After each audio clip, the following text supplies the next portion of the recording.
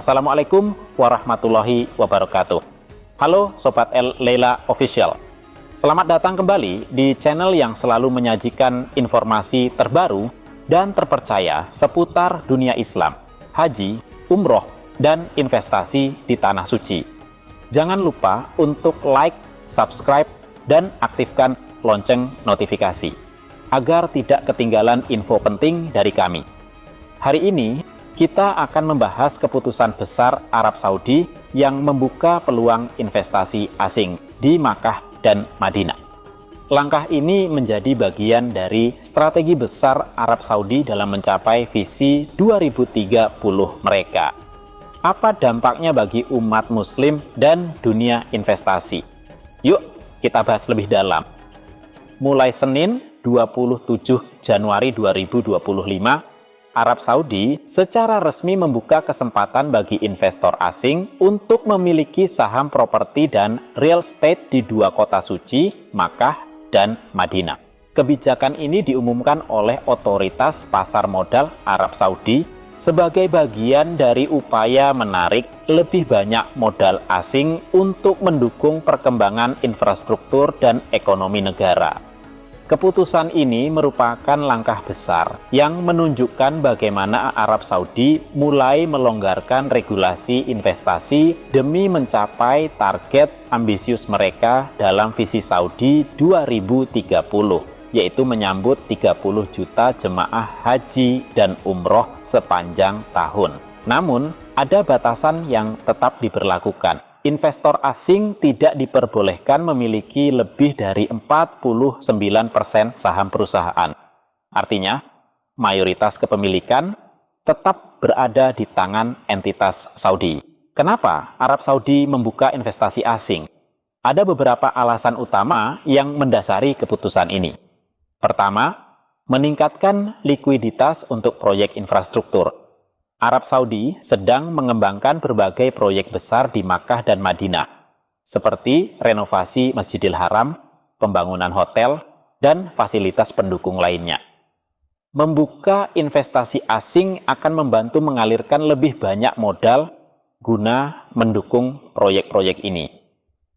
Kedua, diversifikasi ekonomi, mengurangi ketergantungan minyak. Selama ini, Arab Saudi bergantung pada pendapatan minyak sebagai sumber utama ekonomi. Namun, mereka mulai menyadari pentingnya diversifikasi ekonomi, termasuk melalui sektor pariwisata dan perhotelan di Makkah dan Madinah, mendukung target visi 2030. Dengan target 30 juta jemaah haji dan umroh setiap tahun, Arab Saudi memerlukan infrastruktur yang lebih modern dan berkelanjutan. Kehadiran investor asing diharapkan bisa mempercepat pembangunan tersebut. Lalu, bagaimana dampaknya bagi umat muslim di seluruh dunia? Keputusan ini tentu memunculkan berbagai dampak dan respons dari umat muslim di seluruh dunia. Beberapa di antaranya adalah lebih banyak pilihan akomodasi dan fasilitas. Dengan masuknya modal asing, kemungkinan besar akan ada peningkatan jumlah hotel, apartemen, dan fasilitas lainnya di sekitar Makkah dan Madinah. Ini akan membantu jemaah mendapatkan lebih banyak pilihan penginapan dengan berbagai harga dan kualitas. Dampak berikutnya adalah harga properti bisa naik. Dengan meningkatnya investasi dan permintaan properti di Makkah dan Madinah, ada kemungkinan harga properti di dua kota suci ini juga meningkat. Ini bisa menjadi tantangan bagi masyarakat lokal yang ingin membeli atau menyewa properti di wilayah tersebut. Lalu, berikutnya adalah keamanan dan regulasi. Tetap dijaga. Arab Saudi tetap membatasi kepemilikan asing, maksimal 49% saham perusahaan, yang berarti kendali utama tetap berada di tangan pemerintah dan pengusaha lokal. Hal ini memastikan bahwa nilai-nilai Islam dan keamanan di dua kota suci tetap terjaga. Tidak bisa dipungkiri bahwa ibadah haji dan umroh adalah sumber pemasukan besar bagi Arab Saudi. Pada tahun 2019, sebelum pandemi, negara ini memperoleh sekitar 12 miliar dolar Amerika Serikat atau setara dengan 193 triliun rupiah dari aktivitas haji dan umroh. Pendapatan ini mencakup biaya visa, hotel, transportasi, konsumsi, hingga souvenir yang dibeli oleh jutaan jemaah dari seluruh dunia.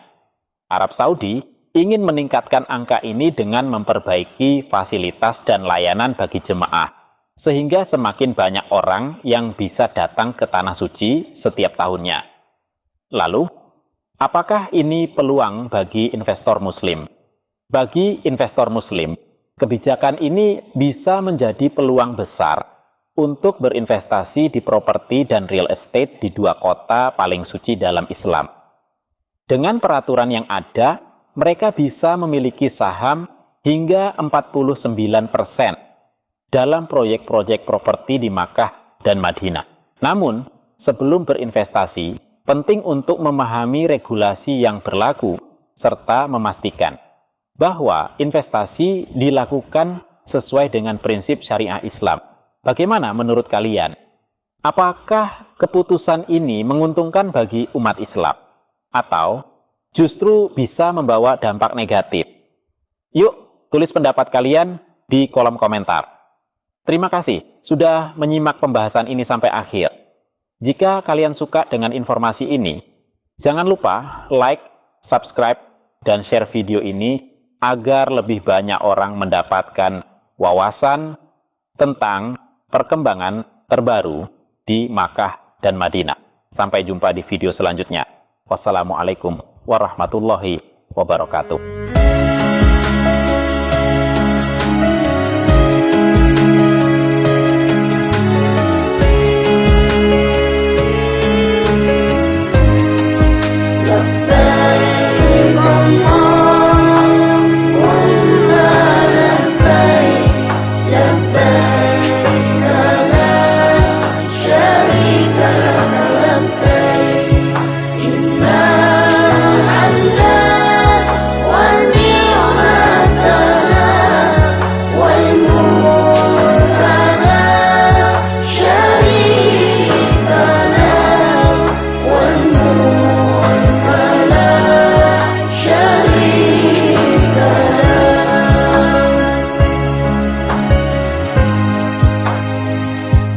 Ya Allah yang Maha Pemurah, beri kami sehat walafiat, rizki berlimpah yang halal barakah, keluarga sakinah, mawaddah warahmah, putra putri yang salih salihah, ahli ilmu dan ahli ibadah.